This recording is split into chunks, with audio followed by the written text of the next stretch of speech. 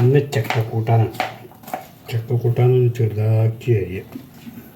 പലരും കാണാം അലോക്കിൻ്റെ വീട്ടിലാക്കി, പക്ഷെ ചക്കക്കൂട്ടാൻ ഇങ്ങനെ ചെറുതാക്കി അരിയ. ചക്കക്കൂട്ട്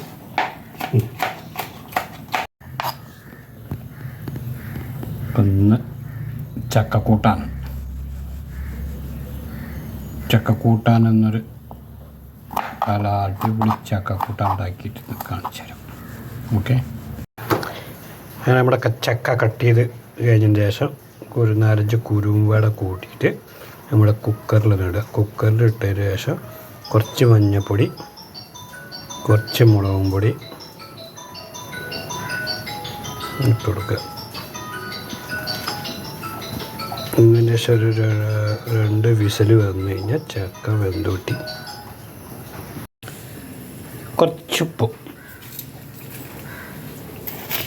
ഒരു 1.25 സ്പൂൺ ഉപ്പിടും. അപ്പോൾ നമ്മുടെ തേങ്ങ അരച്ചത് ഒന്ന് ചക്കക്കൂട്ടാനിൽ മിക്സ് ചെയ്യാൻ പോകണം. ചക്ക വേവിച്ച് വെന്തതിൻ്റെ ശേഷമാണ് ഇതിനെ മിക്സ് ചെയ്യുന്നത്. അങ്ങനെ ചക്കക്കൂട്ടാൻ റെഡിയായി വന്നിട്ടുണ്ട്.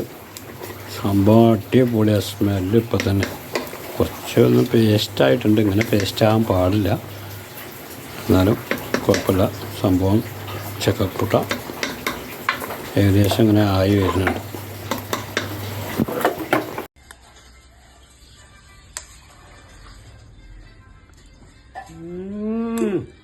സൂപ്പർ, അടിപൊളി ചക്കക്കൂട്ടാൻ. ഓക്കെ.